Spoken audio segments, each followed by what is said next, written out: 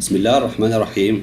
ان شاء الله انت كده كده عارف سيلكت يعني. طب ايه الاذر ثينكس؟ الحاجات التانية ديت، الحاجات اللي جنبها اكيد يعني. بص، الحاجات دي، الاربع حاجات دول. طيب تعالى هنا الريكتانجل الجميل بتاعنا، البوش برضو الحلو بتاعنا، نطلع دي كده شويه فوق.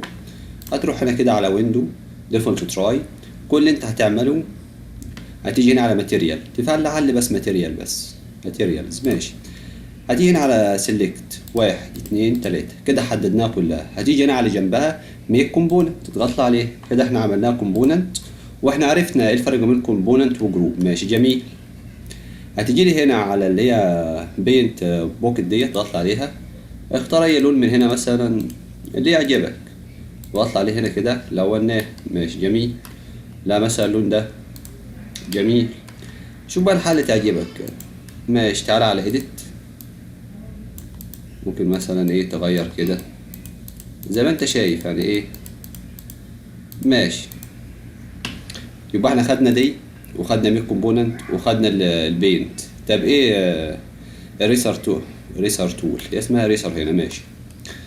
تعالى هنا وليكن مثلا هنا كده لهنا، نقسم دي كده. حلوة التقسيمة دي. ودي كده برضو هنا حلوة برضو. لو جيت اعمل بوش، الجزء ده هيعمل له بوش. طيب والجزء ده هيطلع برضو لروح زي ما انت شايف كده. هاجي انا هنا بالقلم واروح مقسم الجزء ده، واروح برضو من هنا كده لهنا كده. لو جيت بقى بالاريسر ورحت حاسب ده كده، انا بضغط وبروح شادد، واروح جايب مثلا البوش وعملت كده زي ما انت شايف كده. طيب جيت مثلا رسمت من هنا كده لهنا، مش عجبني الخط ده، هات الاريسر تروح احذفه ده كده. احنا حذفنا خط ورا، خد بالك، حذفنا الخط اللي كان هنا.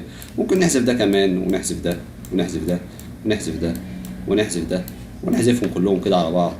وكده خلاص، وكده اكون خلصت النهارده. والسلام عليكم ورحمة الله وبركاته، وشكرا.